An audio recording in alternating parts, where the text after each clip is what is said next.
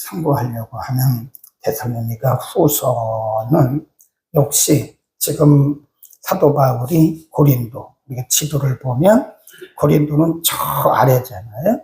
이 고린도에 머물면서 데살로니가 교회 성도들에게 보낸 위로의 서신이라고 보십니다. 위로의 서신이다. 우리가 데살로니가 전서를 통해서 공부를 했지만 이 데살로니가 교회는 큰 교회가 아닙니다. 그리고 주로 데살로니가 교회 성도들의 구성원은 이방인들. 그러니까 이들이 원래부터 복음을 받은 자들도 아니고 유대교에서 개종했거나 아니면 그 지역이 이제 헬라 지역이기 때문에 주로 이방인. 헬라 사람들은 유대인들에게서 이방인 취급을 받았거든요. 그러니까 주로 이방인들이 많은 그런 교회였음에도 불구하고 이 데살로니가 교회 성도들의 믿음이 굉장히 잘 자라고 있다. 그러니까 데살로니가전서 1장 3절에 보면 너희의 믿음의 역사, 사랑의 수복, 소망의 인내. 그러니까 뭔가 믿음이 자라는 이론이 아니고 말이 아니고 데살로니가 교회 성도들은 그들의 신앙이 자라는 것과 그리고 신앙의 열매들이 풍성했다는 거죠. 그래서 어디 가든지 데살로니가 교회를 자랑했고 오늘도 본문에 보면 내가 너희를 친히 자랑한다 그런 표현을 써요. 근데 이들에게 있는 문제가 두 가지인데 하나는 이들이 계속해서 핍박을 받는다. 핍박. 네, 물론 데살로니가 교회뿐만 아니라 그 당시 모든 초대교회 성도들은 핍박을 받았죠. 그러니까 믿음을 지킨다는 것이 쉽지 않았다고요. 그러니까 어떻게 보면 데살로니가 교회 성도들의 믿음의 역사, 사랑의 수고, 소망의 인내가 있었다는 것은 우리가 흔히 이제 잔디가 이렇게 자라잖아요. 이게 잔디가 자라는데 그냥 자라는 게 아니라 사람들이 발로 막 밟는 거나 똑같은 거예요. 사람들이 막 밟는데도 잔디가 막 올라오는 그런 것과 같은 비슷한 현상들이었다. 고린도에서 그런 모습에 대해서 디모데로부터 이제 소식을 들었지 않았겠어요? 그러니까 고린도에 있던 사도 바울이 데살로니가 교회 성도들에게 오늘 본문에 보면 그러면 여러분들이 지금 그렇게 많은 핍박과 박해를 받고 있고 다음에 또 한 가지 문제는 꼭 이럴 때요 이단들이 틈을 타요. 네. 교회가 믿음이 안 자랄 때도 이단이 틈을 타지만 교회가 믿음이 자라고 교회가 막 성령이 충만해서 믿음의 역사가 일어날 때 꼭 그때 이제 이단들이 침투를 하죠. 그게 뭐냐면 극단적인 종말론주의자들이에요. 지금 이 초신자들이 모인 그리고 이방인들로 주로 구성된 데살로니가 교회 성도들의 믿음이 막 자라고 있는 거 이렇게 잘 자라고 있는데 여기에 끼어든 거 침투하는 것이 뭐냐면 극단적인 종말론주의자들. 예수님이 곧 오신다. 그러니까 우리는 일할 필요도 없다. 이게 극단론적이거든요. 예수님이 오늘 오셔도 우리는 우리 할 일을 해야 돼요. 그래서 예수님의 재림의 날짜를 말씀하지 않은 거예요. 만일 예수님이 예수님의 재림을 말씀하셨다면 사람들이 이상한 현상들이 일어날 거예요. 예수님은 아무도 모른다. 그냥 준비하고만 있어라. 그런데 이 데살로니가 교회에 극단적인 종말론주의가 침투하면서 이들의 신앙이 이렇게 흔들리는 거예요. 네, 전부가 흔들리는 건 아니지만 그래서 오늘 본문에 두 가지를 말씀하는데 핍박과 박해가 있을 때 이들의 믿음이 자랐다 하는 거에 대해서 감사합니다. 3절입니다. 형제들아 우리가 너희를 위하여 항상 하나님께 감사한다 그러면서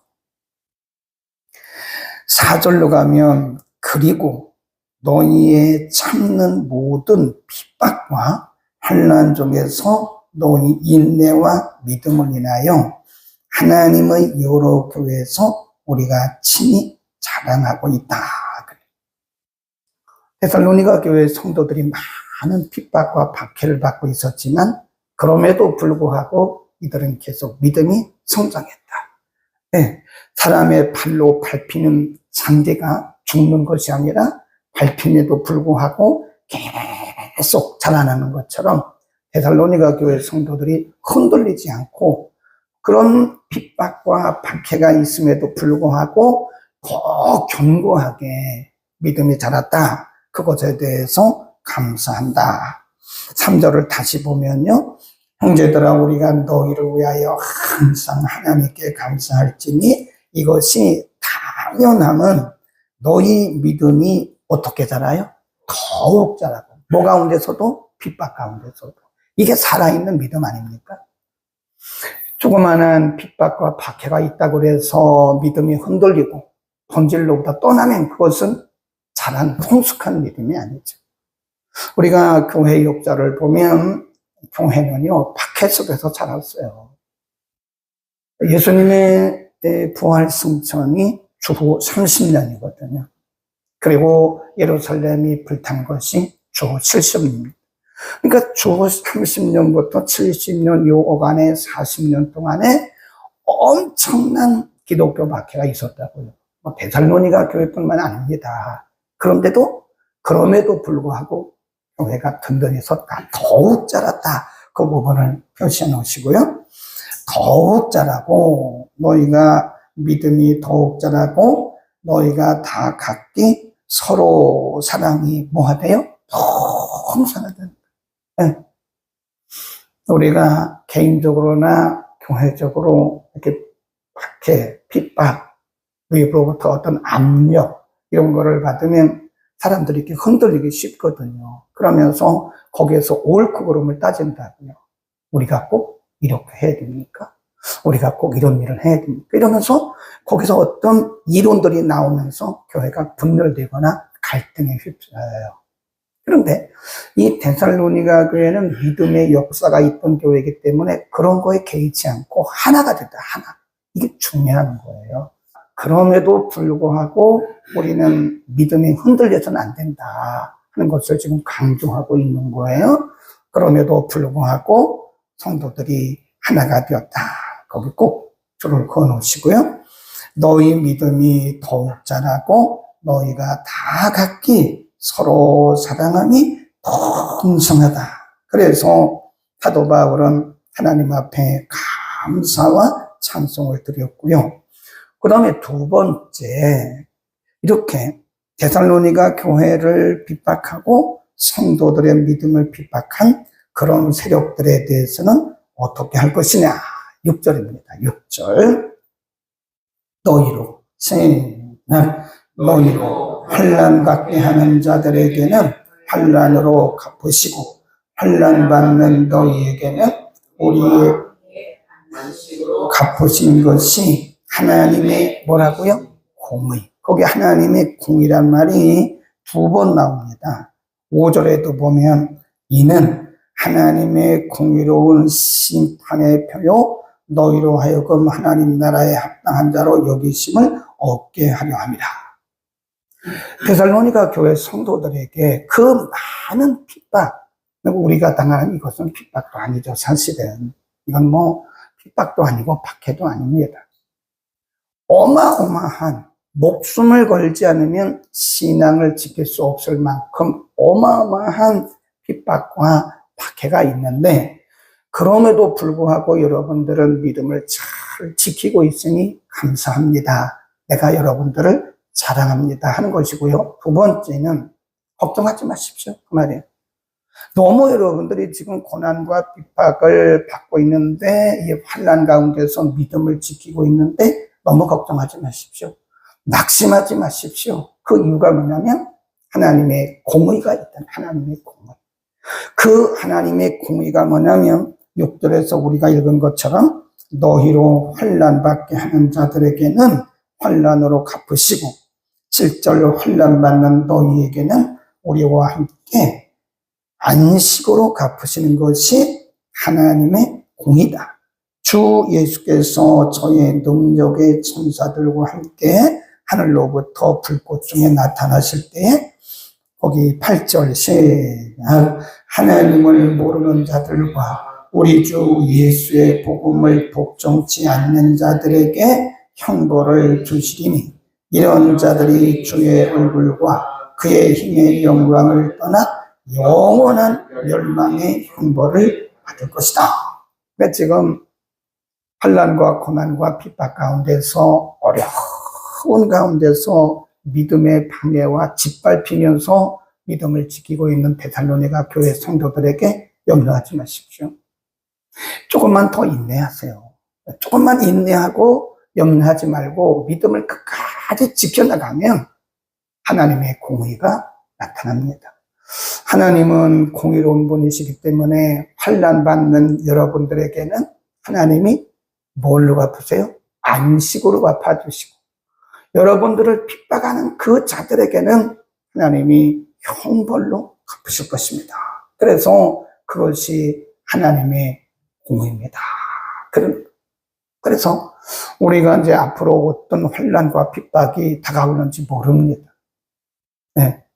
앞으로 어떤 환난과 핍박이 한국 교회와 우리 모두에게 다가오는지 몰라요. 그러나 그럼에도 불구하고 우리가 잊지 말아야 할 것은 하나님의 공의를 믿으라는 거예요. 하나님의 공의. 이런 것처럼 말하지 말고 하나님의 공의를 믿고 우리의 믿음을 지키면 하나님께서 환난받게 하는 자들에게는 하나님께서 멸망으로 갚으시고, 환난 중에 믿음을 지키는 자들에게는 하나님이 안식으로 갚으신다라고 위로를 하는 겁니다. 아멘. 우리는 어떤 경우에도 우리의 믿음이 흔들리면 안 됩니다. 여러분, 우리가 믿음을 포기한다는 것은 생명을 포기하는 거예요. 우리가 예수 믿는 것은 종교 생활이 아닙니다. 네? 우리가 지금 고작 종교 생활을 하는 게 아니에요. 천국이나 지옥이나 이런 문제 아닙니까? 응? 근데 우리가 믿음을 포기한다면 영원한 생명을 포기하는 것이나 똑같은 거예요. 차라리 우리가 육신적 고난과 핍박을 받는 게 낫지, 일시적으로 받는 육신의 고난과 핍박을 받지 않기 위해서 믿음을 포기한다면 우리는 생명을 포기한 것 똑같은 것이다. 우리 믿음의 조상들이, 선조들이 믿음을 어떻게 지켰어요? 사도행전에 나오는 초대교회 성도들, 또 우리 한국교회 교회사를 보면 우리 한국교회도요, 그 일제치하에서 목숨 걸고 믿음을 지켰습니다. 물론 신사참배에서 어떤 사람들은 우리가 마음만 지키면 되지 꼭 신사 앞에서 절을 안 한다고 되느냐. 근데 어떤 사람들은요, 자기 마음만 지키고 육은 괜찮다고 그래서 마음으로 예수 믿고 실질적으로 신사 참배한 사람들이 있어요. 그러나 우리 장로교의 선조들은 다는 아니지만 우리의 믿음의 선조들은요, 우리의 그 믿음을 지키기 위해서 어떻게 했어요? 순교를 했더니 순교. 그래서 어떻게 보면 한국교회 교단이 갈라진 이유 중에 하나가 뭐냐면 신사에 참배할 거냐 말 거냐. 우리가 목숨 걸고 신사 참배를 안 할 것이냐, 우리가 목숨을 아끼기 위해서 신사에 참배하고 마음으로만 믿을 것이냐. 저는 마음으로만 믿는 것은 절반이라고 생각합니다. 우리가 죽기까지 복음을 믿고 예수 믿는 믿음을 지켜야지, 난 마음은 아니라고 그러면서 가서 전하면 되겠죠. 우리가 가끔 보면요, 가정에 이제 제사 문제 때문에 문제가 되잖아요. 제사 문제 때문에 문제가 되면 이런 분 있어요. 제가 실제로는 결혼하지만, 가정의 평화를 위해서 내가 결혼하지만 사실 저 마음은 아닙니다. 그것은 어떻게 보면요, 자기 합리화예요. 그게 신사참배와 똑같은 거예요. 자기 합리화를 해서 믿음을 합리화해서 그런 거죠. 여러분, 그 친구들과 회식 자리에서 막 소주, 맥주가 나왔어요. 안 먹으면 안 된다고 상사가 말해요. 사실은 저는 마음은 아닙니다. 그러면서 실질은 마셔요. 그런 약한 믿음이죠. 약한. 내가 이 회사를 그만두는 한이 있어도 나는 못 먹습니다. 못 마십니다. 나는 내 믿음을 지킵니다. 그랬어요. 저도 신학교 다닐 때 우리 작은 데 가고 막 굉장히 부딪혔어요. 우리가 큰 집이라서 작은 아버지들 다 오십니다. 우리 사촌들 다 옵니다. 10몇 명이 와요. 네. 그럼 명절 때. 그럼 제사 지내려고 10몇 명이 쫙 서 있거든요. 그럼 덕겸이 너는 절 해, 안 해? 못합니다. 진짜 못해? 못합니다. 저는 신학생이고요. 앞으로 이제 목사가 될 사람인데, 저는 여기서부터 무너지면 저는 평생 후회가 되고, 제 목회 역사상 저는 아주 흑역사를 쓴 거기 때문에 죄송하지만 작은 아버지들 이해를 해 주십시오. 알았어. 그리고 다음 명절 때부터 다 안 오셨어요.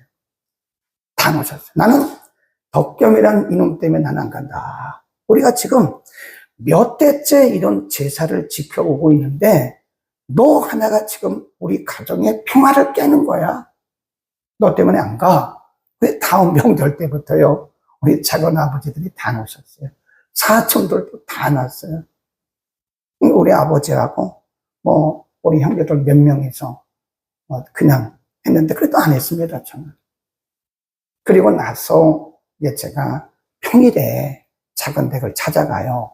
선물 꾸러미를 들고 작은 댁을 찾아가가지고 작은 아버지 사실은 그게 아니고요. 그러면서 이제 성경적 우상숭배, 제사는 왜 우상숭배인가에 대해서 명절이 아닌 다른 날 찾아가서 정말 정중하게 선물도 많이 갖고 가고 정중하게 말씀을 드렸어요. 그랬더니 그러냐? 미안하다. 알았다. 그러면 우리도 안 한다. 다 오셨어요. 명절에 다 오십니다. 자, 그러면 네가 인도해라. 그래서 작은 아버지가 작은 아버지를 다 계신 데서 신학생인 제가 예배 인도했다니까요. 이겼어요, 졌어요? 이겼잖아요. 합리화하지 말라는 거예요, 합리화.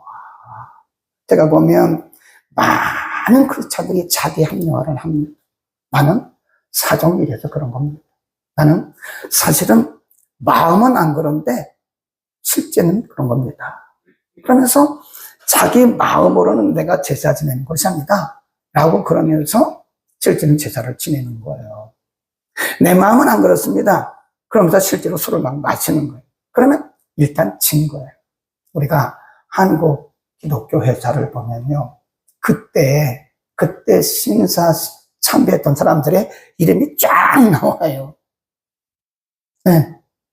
그때 신사 참배를 하지 않았던 사람들의 명단 쫙 나옵니다. 그때 위기를 모면하기 위해서 자기 합리화했던 그 목사님들의 명단, 교회 명단이 한국 교회사에 다 나온다. 우리가 그 일시적인 현상을 인내하지 못하면 안 돼요. 그 일시적인 현상이에요. 우리는 목숨 걸고 믿읍시다.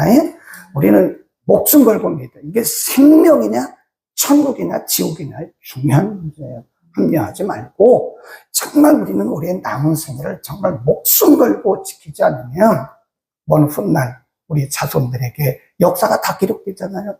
우리 아버지는 자기 합리화했대. 자기 합리화했대. 먼 훗날 우리의 후손들 가운데 정말 믿음이 있는 우리의 후손들이 나와서 가족의 역사, 가족의 믿음 역사를 기록할 때 우리 아버지는, 우리 어머니는 교회 권사 집사면서 합리화하고 그렇게 살았대. 그러면 그게 얼마나 부끄러운 인생. 한국 교회사를 보세요. 거기 보면 일제치하의 때 두려워서 자기 합리화하면서 신사 참배했던 사람들의 목사님들의 이름과 교회 명단이 다 나와요. 그때 신사 참배하지 않았던 목사님들의 이름과 그 이름이 다 나옵니다. 우리는 어떡할까요? 저부터 목숨 걸고 해야 되죠. 여러분 다 따라오세요.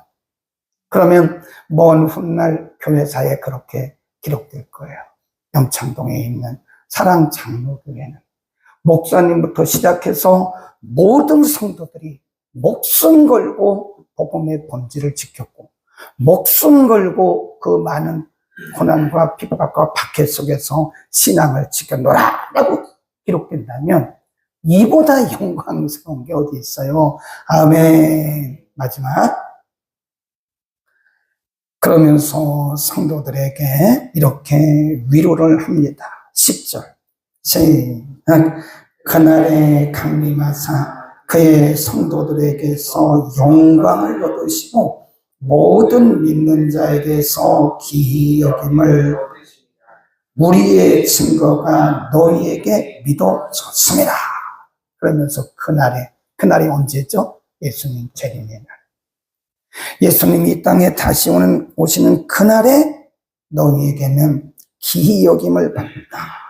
그럼 11절 맨 끝에 보면 중간 한쯤부터 보면 너희를 그 부르심에 합당한 자로 여기시고 모든 선을 기뻐함과 믿음의 역사를